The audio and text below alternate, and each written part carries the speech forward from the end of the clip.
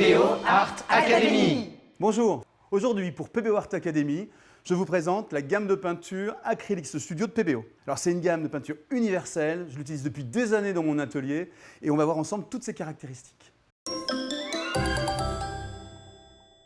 Une gamme de 62 couleurs avec 48 couleurs classiques, standards, qui répondent à tous les besoins, des plus classiques aux plus contemporains, avec en plus 4 couleurs métalliques, 3 couleurs fluo pour aborder en particulier le pop art ou le street art, 7 couleurs Dina. Et alors Dina, c'est à l'intérieur de la peinture, on a introduit des particules de nacre qui permettent d'accrocher la lumière de manière différente et d'avoir un rendu iridescent, vraiment très intéressant pour les finitions, pour les couches supérieures qui accrochent la lumière sur vos tableaux.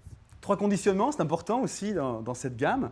Des tubes qui permettent avec ce bouchon très pratique de déposer uniquement la quantité nécessaire sur votre palette ou sur votre toile, et puis de refermer après usage pour une utilisation ultérieure en conservant la peinture, et des pots plus larges qui vont vous permettre de travailler directement, de prendre directement la peinture dans le pot avec des spalters larges ou des couteaux, en prenant soin bien sûr d'utiliser des outils très propres afin de ne pas introduire d'impuretés dans votre peinture.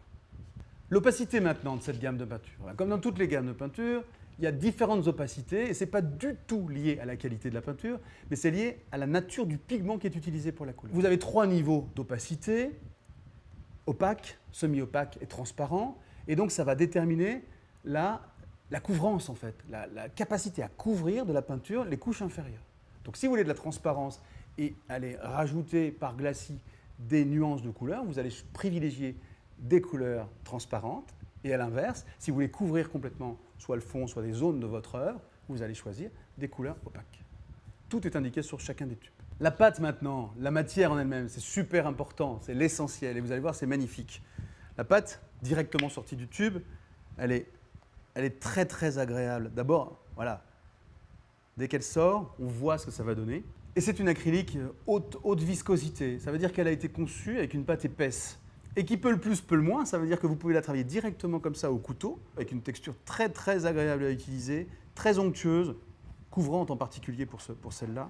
À la sortie du tube, vous avez la véritable couleur de la peinture qui se révèle, alors que là, même si vous avez une indication sur la couleur, le tube en lui-même a un effet visuel sur ce qu'on voit. Et donc pour terminer avec les couleurs primaires, avec le jaune primaire, vous savez ce fameux noir trichrome, très connu des écoles d'art, des étudiants d'école d'art, ce noir trichrome est quasiment parfait. Donc ça c'était très notable, c'est important, ça démontre la qualité de ces 3 primaires, de l'ensemble de la gamme, mais en particulier ces 3 couleurs primaires avec lesquelles vous allez réussir à créer un cercle chromatique parfait.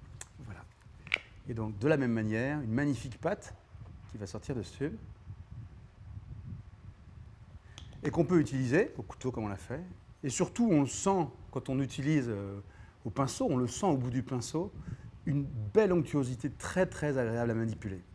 Voilà, en synthèse pour cette présentation, une magnifique gamme acrylique, 62 couleurs, pour tous les goûts, pour tous les usages, du plus classique au plus contemporain. Et on se retrouve bientôt pour d'autres tutos pour PBO Art Academy.